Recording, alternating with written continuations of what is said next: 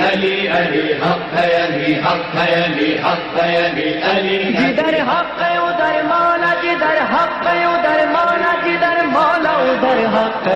جرمنی میں ایک واقعہ ہوا، اور واقعہ یہ تھا کہ ایرانی عالم کا مشہور واقعہ، انہوں نے سنایا کہ میں جرمنی مجالس کے لیے گیا تو وہاں پر سفارت خانے کے ذریعے سے ایک جرمن آدمی ملنے آیا کہ جو ڈریس سے اور گاڑی سے بڑا اچھا لگ رہا تھا، اور پھر بتایا گیا کہ یہ ایک یہاں کا نیا شیعہ ہے اور بہت بڑا بزنس مین ہے۔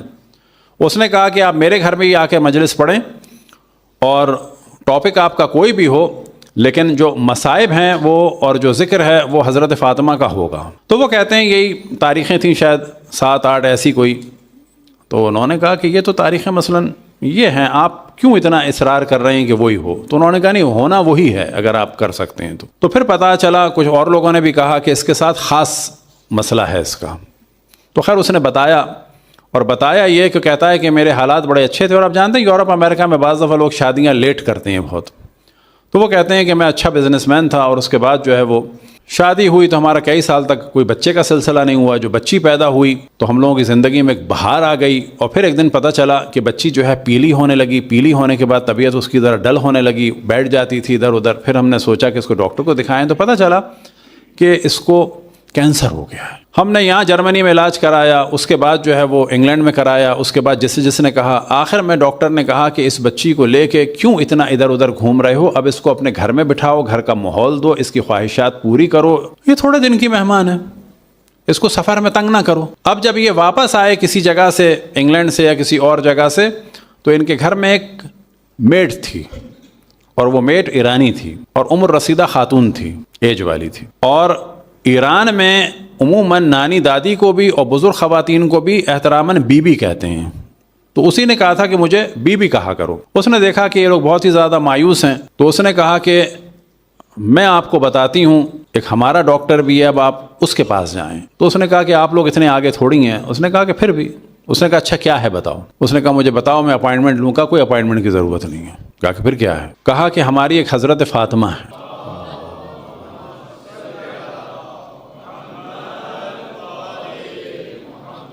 اور آپ 135 دفعہ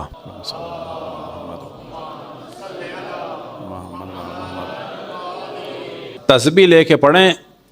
اب اس کو ٹرانسلیٹ بتایا ہوگا یا عربی بتائی ہوگی، یا مولاتی یا فاطمہ تو اغیثینی، اے ہماری سیدہ، اے ہماری مولاتی، اے حضرت فاطمہ، اغیثینی، ہماری مدد فرمائیں۔ وہ کہتا ہے کہ میں اور میری بیوی کیونکہ ہر جانب سے کٹ گئے تھے، تو ہم نے وہ پڑھنا شروع کیا، اور اس دوران ہم دیکھ رہے تھے کہ جب ہم نے پڑھنا شروع کیا تو وہ جو بیوی تھیں خاتون، انہوں نے بھی جو ہے وہ پڑھنا شروع کیا، اور رو رو کے جو ہے وہ کچھ کہہ رہی تھیں۔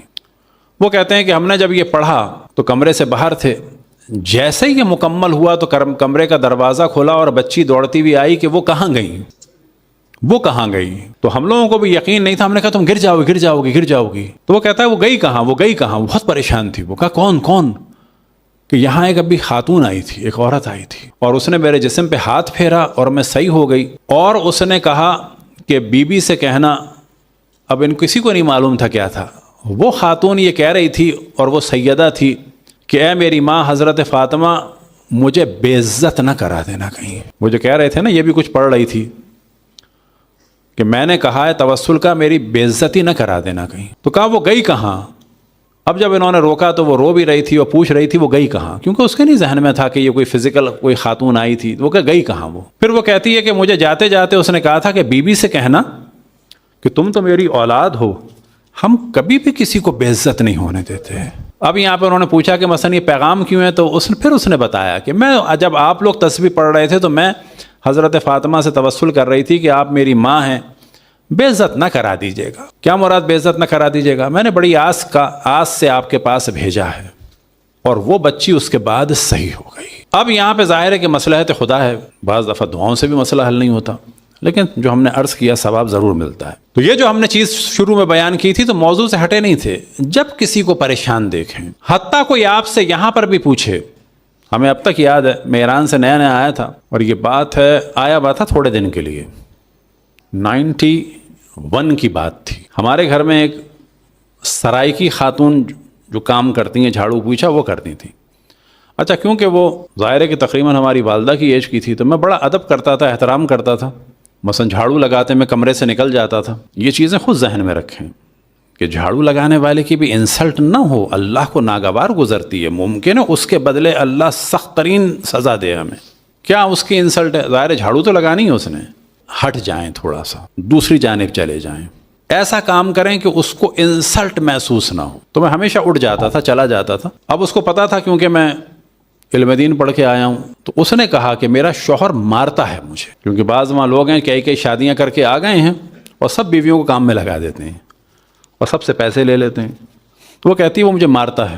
اچھا مارنے کے بعد آپ جانتے ہیں کہ ہمارے یہاں مردوں کے پاس وہی ہے، اس نے سنیوں کے پاس تو بہت ہی کھلا کھاتا ہے، طاق طاق طاق، چھٹی، طلاق طلاق طلاق، کام خراب. اب ظاہر ہے یعنی خواتین کے پاس تو کچھ بھی نہیں ہوتا، ایک عزت ہوتی ہے. وہ ہمارا معاشرہ ایسا ہی طلاق ہو گئی، جبکہ ایسا نہیں ہونا چاہیے. تو وہ کہے کہ مجھے کچھ بتاؤ، اور بالکل بیچاری سیدھی سادی اور دیہاتی سی خاتون، یعنی اگر اس کو آپ کوئی چیز یاد بھی کرانا چاہیں تو نہیں یاد ہوتی تھی. لیکن میں نے اس سے پوچھا کہ تم جانتی ہو حضرت فاطمہ کو؟ تو وہ جانتی تھی.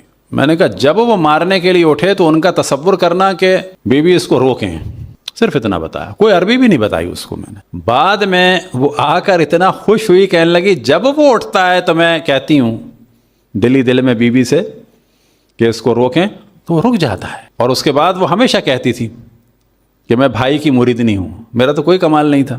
میں نے تو سیدھے سیدھے اتنا کہا کہ حضرت فاطمہ سلام اللہ علیہ سے توسل کرو. یہاں بھی حتیٰ کوئی آپ کو ملے تو آپ اس کو کہیں کہ یہ ایک نور ہے، یہ اللہ سبحانہ و تعالیٰ کا نور ہے، اور بے شک وہ عیسائی ہوں، تم ان سے مدد مانگ کے دیکھو. اللہ کی مصلحت ہوگی تو انشاءاللہ ضرور ایک اس کے ذریعے سے تبلیغ کا راستہ بھی نکلے گا اور لوگوں کی مدد بھی ہوگی. صلوات پڑھیں بر محمد وآل محمد.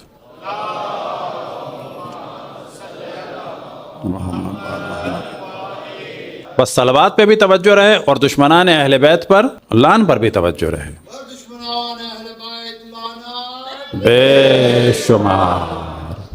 یہ ہمارے یہاں بنا دیا گیا ہے کہ شاید توہین ہو رہی نہ، اللہ کی لعنت ہے دشمنان اہل بیت پر. جدھر